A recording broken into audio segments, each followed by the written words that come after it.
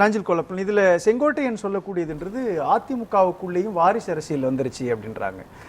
எளிய மக்கள் கூட அரசியல் அதிகாரத்திற்குள் வரணும் அப்படின்றது தான் மறைந்த முதலமைச்சர் எம்ஜிஆரால் தொடங்கப்பட்டு கட்சியினுடைய கொள்கையாக வகுக்கப்பட்ட சட்டத்தினுடைய அடிப்படையில் உருவாக்கப்பட்டது அப்படின்னு சொல்லக்கூடிய அமைப்பு இன்றைக்கு வாரிசு அரசியல் அப்படின்ற ஒரு காயினை இபிஎஸ்க்கு எதிராக செங்கோட்டையின் வீழ்த்துதல் அப்படின்றது சில திட்டமிடலோடு தான் அந்த வார்த்தை பயன்படுத்தப்படுதா? அப்படி அதுக்கான சூழல் தான் இருக்குதா? இல்லை, ஒரு அண்ணன் செங்கோட்டையன் அவர்கள் ஒரு மூத்த அரசியல்வாதி, உங்களுக்கே தெரியும். அவர் புரட்சி தலைவர் காலத்திலையும் புரட்சி தலைவி அம்மா அவர்களின் காலத்திலையும் பணியாற்றியவர். இப்போ அவர் கழகம் ஒன்றிணையணும், பிரிந்திருந்தவர்கள் எல்லாம் ஒன்றிணையணும்னு சொல்லி ஒரு ஒரு ஒருங்கிணைப்பாட்டு அவர் வெளியில் வராரு. வரும்போது அவருடைய உள் மனசுல இருந்து வெளியில வர்றதுக்கு காரணம் அங்கேயும் அரசியல் இருக்கு, குடும்ப அரசியல் இருக்குங்கிறத சுட்டி காட்டுறாருன்னா அவங்க பையன் எல்லா இடத்துலையும் வர்றது தானே. இப்போ நீங்கள் சில மீடியாக்கள் பார்த்தீங்கன்னா சவுக்கு சாட்டை இப்படியெல்லாம் வச்சுக்கிட்டு அப்புறம் பாண்டே இவங்கெல்லாம் பேசுகிறாங்கன்னா சும்மா ஒன்றும் பேச மாட்டாங்க. சும்மா ஒரு யூடியூப்பில் உட்காந்து இப்போ நேற்று சவுக்கு சங்கரை அரெஸ்ட் பண்ணதுக்கு வராங்கன்னு சொன்ன உடனே அவரே ஒரு மீடியா போடுறாரு. ஏன்னா எடப்பாடி பழனிசாமியோட பையெல்லாம் பேசினாரு வச்சாரு, பிஜேபியில இருந்துலாம் என்னை கூப்பிட்டு பேசினாங்கன்னு ஒரு மீடியாலாம் வருது. அப்போ இந்த மாதிரி பின்புலத்தில் ஒரு விளம்பரத்தை உருவாக்குறாங்க. அப்ப இதெல்லாம் அவங்க செஞ்சிட்டு இருக்காங்க, பின்புலத்துல உட்கார்ந்துட்டு இருக்காங்க. பின்புலத்துல என்ன செயல்படல நான் பேசி முடிக்கல, நீங்க சொல்ல வந்தது எல்லாத்தையும் நீங்க கட் பண்ண மாதிரி ஆயிரும். இல்ல அப்படி இல்ல, அமித்ஷாவை பார்க்க போற இடத்துல அங்கேயும் மிதுன் இருக்கிறாங்கிறது நம்ம ஒரு டிடிவி தினகரன் சார் சொல்லியிருந்தார். ஏற்கனவே அவங்க பையன் அங்கே போயிருக்காப்புல, அமித்ஷாவை இவர் போய் பார்த்துட்டு ராத்திரி வரும்போது கர்ச்சிப்படுத்து மூடிட்டு வரும்போது அப்போ அவங்க பையனும் உண்டுங்கிறதெல்லாம் சுட்டி காட்டியிருக்காங்க. அப்படி ஒரு பல இருக்கிற நிகழ்வுகளெல்லாம் வெளியில கொண்டு வரும்போது இப்போ அவங்க பையன் பின்பக்கம் இருக்கிறாங்க. இப்போ இங்கேயே சொல்லுவாங்க, ராயப்பேட்டை அலுவலகத்துக்கே திடீர்னு ராத்திரி உள்ளோட வராரு, அலுவலகத்தில் உட்காந்துக்கிட்டாரு, பார்த்துக்கிட்டு திரும்பி வெளியில போறாருங்கிறதெல்லாம் வெளியில பரவலாக வருது. அதை வெளியில உடைக்கிறார். இப்போ கட்சி ஆஃபீஸுக்குள்ள அவங்க பையனுடைய கண்ட்ரோல் இருக்கு, அப்பா கூட போறதுக்கு யாரெல்லாம் இருக்கு அவங்க பையனோட கண்ட்ரோல் இருக்கு. சேலம் புறநகர் மாவட்ட செயலாளருங்கிற அந்தஸ்தை கொடுத்து வச்சிருக்காரு, மச்சான் மாப்பிள்ள இதெல்லாமே இருக்கு.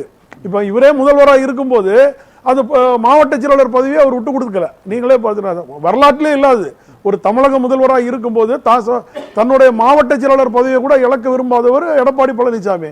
இன்னைக்கு அவரோட சொந்தக்காரர் யாரையோ போட்டு அவங்க பையன் கண்ட்ரோல்ல அந்த மாவட்டங்களை கண்ட்ரோல் பண்ணிட்டு இருக்கிறாரு. இதுல ஒண்ணு அதெல்லாம் வெளிப்படுத்துறாரு. இபிஎஸ் உடைய மகன் சில இடங்களுக்கு வர்றதுதான் வாரிசு அரசியல்ன்றீங்களா? பின்புலத்துல இருந்து வேலை செய்யறாரு. இப்ப முன்னுக்கு வரல. இப்ப கூட ராஜ்யசபா எம்பி அவருக்கு அவங்க பையனுக்கு கொடுப்பாங்க. அந்த இவங்க நடிகை வித்யா எனக்கு வேணும்னு கேட்டாங்க. அதுக்குள்ளே பிரச்சனைகள் எத்தனையோ பூசல்கள் வெளியில பார்த்தோம். அப்புறம் கொடுக்கல, அந்த அம்மாவை ஏமாத்திட்டாங்கன்னாங்க. இப்ப அந்த அம்மாவை காணல, அதுக்கு காரணம் இது இருந்தாங்க. அது மாதிரி பல பிரச்சனைகள் உள்ளுக்குள்ள இருக்கலாம். அது அண்ணன் செங்கோட்டையன் போன்றவர்கள் தான் தெரியும், ஆனா நாங்க தெரியாது. நாங்க ஒருங்கிணைப்பாளராக இருக்கிற வரைக்கும் இந்த இதெல்லாம் வரல. இதெல்லாம் அண்ணன் சேர்க்க விடல யாரையுமே. சொல்றேன் இப்பதான் சேர்க்கிறாங்க. இப்ப சேர்ந்திருக்கிறது அண்ணன் செங்கோட்டையனுக்கு தான் தெரியும். அதனாலதான் அவர் வெளியே சொல்றாரு. அதிமுகவுடைய தலைமை ஒருங்கிணைப்பாளராக ஓபிஎஸ் இருக்கும் பொழுது அவருடைய மகன் ரவீந்திரநாத் எம்பி ஆகிறார் இல்லையா? அப்ப வாரிசு அரசியல் இல்லையா? அதை புரட்சி தலைவி அம்மா அவர்கள் தான் அவருக்கு சீட்டு கொடுத்தாங்க. நல்லா புரிஞ்சிருங்க. அண்ணன் ஓபிஎஸ் அவர்கள் இருக்கும்போது ரவீந்திரநாத் அவர்களுக்கு தான் அம்மா சீட்டு கொடுத்தாங்க. அந்த சீட்டு கொடுத்ததுனாலதான் தேனி மாவட்டத்தில் புரட்சி தலைவி அம்மா பேரவை செயலாளர்ங்கிற ஒரு பதவி தான் கொடுத்தாங்க. அங்க எம்பி சீட்டுக்கு நிப்பாட்டுங்கன்னு சொல்லி கடுமையான பிரச்சனைகளை தாக்கத்தை கொடுத்து அன்னைக்கே ஓபிஎஸ் அண்ணனை காலி பண்ணணும், இந்த இவர் மேல ஒரு சாயத்தை பூசணும், இவர் அவர் தொகுதியில் வெற்றி பெற முடியலங்கிற ஒரு திட்டம் போட்டு கொடுக்கப்பட்டதுதான் ரவீந்திரநாத்துக்கு எம்பி பதவி. அதையும் அவர் நீங்க விமான நிலையத்துக்கு போகும்போது சொல்லியிருப்பாரு. மக்கள் இல்ல சார், நீங்க கேட்ட கேள்வியை நான் முழுமையா முடிக்கலன்னா நாளைக்கு அது குற்றச்சாட்டு ஆயிரும். அப்பவும் அவர் விமான நிலையத்துக்கு போகும்போது உங்க பையனுக்கு எம்பி சீட்டு கொடுத்திருக்காங்களே, வெற்றி பெறுவார்னா மக்கள் விருப்பப்பட்டால் வெற்றி பெறுவார்கள். 40 நாடாளுமன்ற தொகுதியில் அந்த ஒரு தொகுதி தான் வெற்றி பெற முடியும். அப்போ புரட்சி தலைவி அம்மா அவர்களால் ஆசீர்வதிக்கப்பட்டவர் ரவீந்திரநாத் எம்பிங்கிறது நிரூபிச்சமாயிட்டாங்க. சந்தேகம் அதுக்கு மேல அவருக்கு எந்த பதவியும் கொடுக்கல. அவரோட 2வது பையன் இன்னைக்கு வரைக்கும் எந்த பதவியும் கிடையாது. ஒரே சந்தேகம், உங்களுக்கு தெரியாது கிடையாது. ரவீந்திரநாத் ஒரு எம்பியாக இருக்கிறார், ஓபிஎஸ் ஓட ஆதரவாளர். ஒரு பதவியை நேரடியாக கண் முன்பாக மக்களால் தேர்ந்தெடுக்கப்பட்ட பதவி என்றாலும் கூட அதுக்குள்ள இருக்கிறார். ஆனா எந்த விதமான அபிஷியல் ரெக்கார்டுல அவர் இல்ல இல்லையா மிதுன்? எந்த இதுல இருக்கிறாரு? ஒரு எம்பியா இருக்கிறாரா, ஒரு எம்எல்ஏவா இருக்கிறாரா? எம்பியா இருந்தாருங்க. இப்ப அவருக்கு திரும்பி அவருக்கு கொடுக்கல சீட்டு. இல்ல இந்த தடவை கொடுக்கல. எம்பியா இருந்தாரு, மதுரையை விட்டு போடி வரைக்கும் இருக்கிற ஒரு ரயில் வந்து இது பண்ணியிருக்காரு. மக்கள் 5 வருஷம் உழைச்சிருக்காரு. இந்த ரயில் ஓடுறதுக்கு காரணமே ரவீந்திரநாத் எம்பி தான். அவர் இருக்கிறது சொல்லல, அவர் தானே வாரிசா கருதப்பட வேண்டிய. அது வாரிசு. ஒருங்கிணைப்பு குழுல நாங்க ஒருங்கிணைப்பு குழுன்னு அண்ணன் ஓபிஎஸ் அவர்கள் நடத்திட்டு இருக்காரு. இதுல எதாவது ஒரு கூட்டத்தில் அவரை முன்னிலைப்படுத்தி உட்கார வச்சிருக்காங்க கேளுங்க. யாரு? ரவீந்திரநாத் அவர்களையோ முன்னிலைப்படுத்தப்படலையா? ஓபிஎஸ் முன்னிலைப்படுத்தப்படலையே. அப்படி எப்படி நீங்க சொல்ல முடியும்? என்ன சார், நீங்க ஒவ்வொரு தடவையும் கூட்டம் நடக்கும் போது, மாவட்ட செயலாளர் தலைமை கழக நிர்வாகிகள் கூட்டம் நடக்கும் போது எங்கேயாவது அவங்க பையனையோ யாரையாவது கூட்டம் வந்து உட்கார வச்சு முன்னிலைப்படுத்திருக்காங்க கேளுங்க. இல்லையா? கட்சி தொண்டர்கள் தாங்க முன்னாடி இருக்காங்க. இப்போ ஏறக்குறைய செங்கோட்டையன், டிடிவி தினகரன், ஓபிஎஸ் 3 பேரும் ஒரு அணியா ஃபார்ம் ஆயிட்டாங்க. இது அலையன்ஸா மாறுமா? இந்த விஜயும் அவங்களோட சேர்த்துக்கிட்டு அண்ணாமலையும் சேர்த்துக்கிட்டு ஒரு ஃபார்ம் பண்றதுக்கான, அதாவது அண்ணன் அவர்கள் நம்ம அண்ணன் தமிழ்மணி அண்ணன் சொன்னது மாதிரி அண்ணன் டிடிவி தினகரன் அவர்கள் வந்து ஒரு அம்மா மக்கள் முன்னேற்ற கழக கட்சி உருவாக்கிட்டார். அதுல எந்த மாற்று கருத்தும் கிடையாது. அண்ணன் ஓபிஎஸ் அவர்கள் இந்த தொண்டர்கள் உரிமை மீட்பு குழுங்கிறத உருவாக்கி அதை பலப்படுத்துறாரு. அதற்கு காரணம் புரட்சி தலைவர் வகுத்த விதியை மாற்றி சதி பண்ணினதுதான். அந்த சதியில அண்ணன் செங்கோட்டையன் அண்ணனும் கையெழுத்து போட்டிருக்காரு. அவர் கையெழுத்து போட்டதுனால தான் இவர் பொதுச் செயலாளர் ஆனாரு. அதனால தான் அண்ணன் செங்கோட்டையன் சொன்னாரு, இது தற்காலிக பொதுச் செயலாளர் தான், முழுமையான பொதுச் செயலாளர் இல்லைங்கிறத அவர் சொல்லிட்டார். இப்போ அவரை வந்து அதிமுகங்கிற ஒரு இதுல இருந்து நீக்கி வச்சிருக்காரு. இனிமேல் செங்கோட்டையன் அவர் நீதிமன்றத்தில் என்ன முறையிட போறாரு, இந்த பொதுக்குழுவில் என்னென்ன தில்லுமுள்ளு நடந்தது, பொதுக்குழுவால தேர்ந்தெடுக்க முடியாது பொதுச் செயலாளருங்கிற அங்கீகாரம் உண்டு என்கிறதெல்லாம் ஒரு எல்லாமே காழ்ப்புணர்ச்சி தானே கோலாகல சீனிவாசன் சார். காழ்ப்புணர்ச்சி இல்ல, காழ்ப்புணர்ச்சிங்கிறத விட ஒருத்தருடைய ஆணவம் சொல்றதை நீங்க எடுத்துக்கிடணும். ஏன் தெரியுமா? இந்த கட்சி வந்து ஒரு தலைவராக, ஒரு கட்சியினுடைய வழிநடத்தக்கூடிய தலைவராக அல்லது அந்த கட்சியினுடைய பொதுச் செயலாளராக அவர் எடுக்கக்கூடிய முடிவுக்கு கட்டுப்பட்டது தானே அந்த அமைப்பு. சார், நீங்க தேர்தலில் நின்று வெற்றி பெற்று வந்தா யாருமே கேட்க போறது இல்ல சார். நீங்க தேர்தல்ல கட்சி தேர்தல் நடத்தி வெற்றி பெற்றீங்கன்னா நாங்க கேட்க போறது இல்ல. நீங்க தான் தலைவன்னு நாங்களே தூக்கி தலையில வச்சு கொண்டாடுவோம். இல்ல நீங்க வெற்றி பெற எல்லா தேர்தலையும் நீங்க நின்று வெற்றி பெற்று புரட்சி தலைவி அம்மா போலயோ அம்மா தலைவர் போலயோ உங்க முகத்தை காட்டி நீங்க வெற்றி பெற்று வந்தா எங்க இதே கனின்னு சொல்லி நாங்க வச்சு கும்பிடுவோம். இது நீங்க மொத்தமா நீங்க முதல்வராக இருக்கும் போதே ஆர்கே நகர்ல தோத்து வாரீங்க, வரிசையா தோத்துட்டு வாரீங்க. கேட்டா ஓபிஎஸ் கூடால இருந்தாரு அதனால தோத்துட்டேன் சொல்றது எவ்வளவு ஒரு கீழ்த்தரமான. 2017க்கு பிறகு அதிமுகவில் எத்தனை முறை செயற்குழு பொதுக்குழு கூட்டம் நடந்திருக்கு? அத்தனை முறையில ஒரு தடவை கூடவா செங்கோட்டையனால் அந்த அவையில பேச முடியல இல்லையா?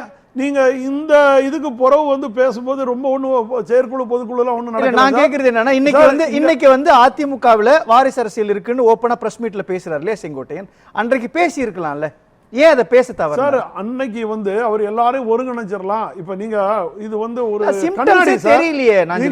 நீங்க நல்லா புரிஞ்சுங்க சார். ஒரு கண்ணாடி கூண்டுக்குள்ள உட்கார்ந்து இருந்து கல் எறிகிற மாதிரி அதிமுக உள்ள நீங்க நல்லா புரிஞ்சுங்க. உடைஞ்சிருச்சுன்னா திரும்ப ஒட்ட வைக்க ரொம்ப கஷ்டம்.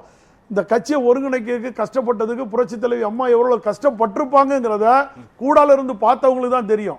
ஏன்னா நாங்கெல்லாம் இதே செங்கோட்டையன் கூட நாங்க 80 சேவல் சின்னத்தில் உழைக்கும் போது இதே தலைமை கழகத்தில் அம்மா வந்து ரோட்ல உட்கார்ந்து இருக்கும் போது அப்போ தேவாரம் அவரெல்லாம் இருந்து அடிக்கும் போதெல்லாம் நாங்க கூடால இருந்தவன் செங்கோட்டை கட்சி ஆபீஸை உடைங்கன்னாங்க, பூட்டி இருக்க கட்சி ஆபீஸை உடைங்கன்னு அம்மானாங்க. அம்மாவை ஏற்றி கொண்டு வந்து பாய்ஸ் கார்டனில் ஏற்றினதுலேருந்து இறக்குனது கல்லடிப்பட்டதுலேருந்து கூடால இருந்தான். அப்படிப்பட்ட ஒரு செங்கோட்டையன் அப்பெல்லாம் எடப்பாடி பழனிசாமி எங்க இருந்தாருன்னு எங்களுக்கு தெரியாது. நீங்க நல்லா புரிஞ்சுருங்க. அந்த காலகட்டத்திலையும் நாங்கள்லாம் உழைச்சோம். உழைச்ச தலைவர் எல்லாமே உண்டு. அதுல திருநாவுக்கரசு இவங்க எல்லாருமே இருந்தாங்க அந்த காலகட்டத்தில். அந்த காலகட்டத்தெல்லாம் நினைச்சு பார்த்திருப்பாரு அவர்.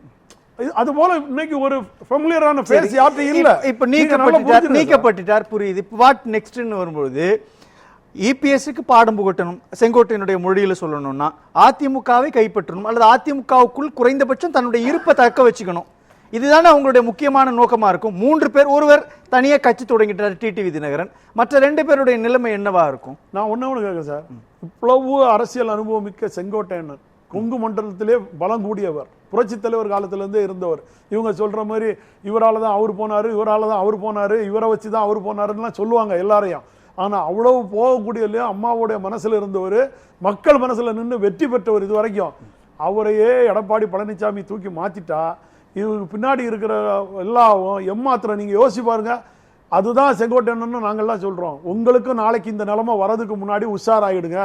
நாளைக்கு இதே திண்டுக்கல் சீனிவாசன் வரலாம், அண்ணன் ஜெயக்குமார் வரலாம். 4 பேரும் ஒரு வார்த்தையை பயன்படுத்துறாங்க, இபிஎஸ் மற்ற 3 பேரையும் துரோகின்றாரு. டிடிவி தினகரன் இபிஎஸ் துரோகின்றாரு, ஓபிஎஸும் இபிஎஸ் துரோகின்றாரு, அதே மாதிரி செங்கோட்டையனும் இபிஎஸ் துரோகின்றாரு. யார் துரோகியா இருப்பாங்கன்னு நீங்க சொல்லுங்க, இல்ல மக்கள்கிட்ட கேளுங்க. யார் துரோகம் செஞ்சிருக்காங்க தமிழ்நாட்டு மக்கள் யார்கிட்ட வேணாலும் போய் கேளுங்க. துரோகம் யார் செஞ்சிருக்காங்க, யாருக்கு யார் துரோகம் செஞ்சிருக்காங்க, என்ன துரோகம் செஞ்சாரு, இல்ல என்ன துரோகம் செஞ்சாரு இபிஎஸ் சொல்லுங்களேன். 3 பேர் என்ன கேக்குறேன், என்ன துரோகம் செய்யல, என்ன செஞ்சாரு? அந்த அம்மாட்ட சசிகலா அம்மாட்ட முதல்வர் அமைச்சர் பதவி வாங்கினாங்க. நீங்க அந்த முதலமைச்சர் பதவிக்கு துணை பொதுச் செயலாளராக இருந்த டிடிவி தினகரன் அவர்களை வரவேற்று வாழ்த்துனீங்க. வாழ்த்துனது உண்டா இல்லையா? எதுக்கு வாழ்த்தினாரு? துணை முதலமைச்சர். நீங்க வந்து அவர் ஆர்கே நகர்ல நிக்கும் போது துணை முதலமைச்சரை எவ்வளவு வாழ்த்தினாருங்கிறத அதை போட்டே காட்டுறாரு. இபிஎஸ் கேக்குறது என்னன்னா, முதலமைச்சர் பதவி என்பது சசிகலா கொடுப்பதா அல்லது எம்எல்ஏக்கள் கொடுப்பதா? சார் என்ன கேள்வி? இல்ல ஒரு நிமிஷம், எல்லாரும் சேர்ந்து பொதுச் செயலாளராக யார் தேர்ந்தெடுத்தீங்க? அந்த பொதுச் செயலாளர் சொன்னாதானே சார் முதல்வர் அமைச்சர். என்ன சார் ஒரு அடிப்படை, அதான் சொல்றோம்ல, இவர் அண்ணாமலை சொன்ன மாதிரி ஒரு அடிப்படை அறிவு கூட இல்லாத ஒரு தற்குறியா இருக்காருன்னா நம்ம என்ன சொல்ல முடியும்? அதனாலதான் அவர் மறைந்த முதலமைச்சர் ஜெயலலிதா இன்றைக்கு இருந்திருந்தார்கள்னா ஓபிஎஸ் முதலமைச்சர் ஸ்டாலினுடைய வீட்டுக்கு போயிருக்க முடியுமா, அல்லது செங்கோட்டையன் முதலமைச்சரோடு தனியாக பேசி இருக்க முடியுமா?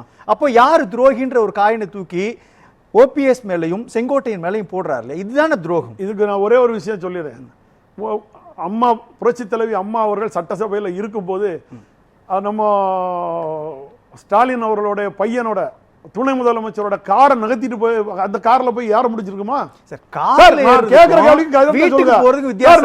ஒரு கார் கூட நமக்கு, ஒரு கார் விட்டு கார் ஏற கூட தெரியாம ஒரு எதிர்கட்சி தலைவர் அந்தஸ்துல இருக்கு தகுதி. நீங்க நல்ல ஒரு துணை முதலமைச்சர் காரு, அதுல தேசிய கொடி பறக்குது, ஒரே கார் கூட அப்போ ஸ்டாலின் சொல்லிட்டாரு 2 பேரும் ஒரே கார் வச்சு சார் வீட்டுக்கு போயிருக்காங்க. சார் வீட்டுக்கு போறது முன்னாள் முதலமைச்சர், அவர் வீட்டுக்கு இன்னாள் முதலமைச்சருக்கு ஒரு உடல்நல விசாரிக்க போறார் சார். இதுல என்ன தவறு சார்? ஒரு நிமிஷம் இருங்க. முன்னாள் முதலமைச்சர், முன்னாள் துணை முதலமைச்சர், அதிமுகவினுடைய மிக முக்கியமான தலைவர்களுள் ஒருவராக இருந்த ஓபிஎஸ் சசிகலா அவர்களால் நீக்கப்பட்ட பொழுது சொன்ன பதில் என்ன? எப்படிங்க புரியல? ஓபிஎஸ் அதிமுகவுல நீக்கினாங்க இல்லையா, அப்ப சசிகலா பார்த்து கொண்டார்கள், சார். அதுதான் சார் துரோகம். அதனாலதான் அவங்க நிறைய விஷயங்களை பட்டு இன்னைக்கு கொண்டு போய் எடப்பாடி பழனிசாமி கிட்ட கொடுத்துட்டு பட்டுட்டு இருக்காங்க. இல்லன்னு மறுக்க முடியாத.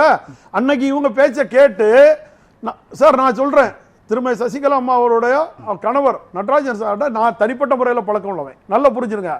இவங்க பண்ணும்போது அன்னைக்கு அவர் அந்த கெஸ்ட் ஹவுஸ்ல இருக்கும்போது அவர் சொன்ன வார்த்தை என்ன தெரியுமா? தப்பு செய்யறாங்க என் பசங்க. அவங்க சொன்னாரு என் பசங்க தப்பு செய்யறாங்க, ஓபிஎஸ் எடுக்கிறது பெரிய தப்பு. ஆனா அங்க இருந்து உடனே குரல் கொடுத்தாரு. இல்லன்னு மறுக்க முடியாது. எனக்கு தெரியும் அந்த நிகழ்வு. ஏன்னு தெரியுமா? அந்த குடும்பத்திலே எல்லாருமே ஓபிஎஸ் இருந்து முதல்வர் பதவியை வாங்குறது தவறுங்கிறத சுட்டி காட்டினாங்க. இல்லன்னு மறுக்க முடியாது. அந்த பதவியை அங்க இருந்து எடுத்ததுனாலதான் நீங்க வந்து இன்னைக்கு இவ்வளவு பெரிய ஒரு பழனிசாமிங்கிறவர்கிட்ட கட்சி சிக்கிக்கிட்டு மாட்டிக்கிட்டு முழிச்சிட்டு இருக்கு. நீங்க கேட்ட கேள்வியில துணை முதலமைச்சர் ஒண்ணு. 2வது இவர் வந்து போய் பார்த்தது முதலமைச்சர். சார் நான் முதலமைச்சரை பார்க்க போறாரு. எங்களை தான் கட்சி விட்டு நீக்கியாச்சு இல்ல. ஓபிஎஸ்க்கு உங்களுக்கு என்ன சம்பந்தம்? அவர் யாரை பார்த்தா உங்களுக்கு என்ன சார் வலிக்குது? அவர் முன்னாள் முதல்வரை போய் பார்க்கிறார். இதுல என்ன சார் தப்பு? அவர் போய் அவங்க கேக்குறாரு அப்படி பார்க்கலாமான்னு கேக்குறாரு. ஸ்டாலினை பார்த்து அப்படி பார்க்கலாமான்னு கேக்குறாரு. மறைந்த முதலமைச்சர் ஜெயலலிதா போய் அவர் கட்சியிலே இல்ல, நீங்க கட்சியை விட்டு அவரால போயிருக்க முடியுமா? எது ஜெயலலிதா அவர்கள் முதலமைச்சராக இருக்கும்போது எடப்பாடி பழனிசாமின்னு ஒருத்தர் உருவாயிருக்கவே மாட்டாரு. அதுக்கு பிறகு நீங்க போய் அம்மா இருந்திருந்தால்னு கேக்குறதே ஒரு அந்த கேள்விக்கே ஒரு இது இல்லாம போதில்ல சார். அம்மா இருந்திருந்தால் ஓபிஎஸ் யாரு, இல்ல டிடிவி தினகரன் சார் வந்திருப்பாரா, இல்லனா எடப்பாடி பழனிசாமி வந்திருப்பாங்க, ஒருத்தருமே வந்திருக்க மாட்டாங்க.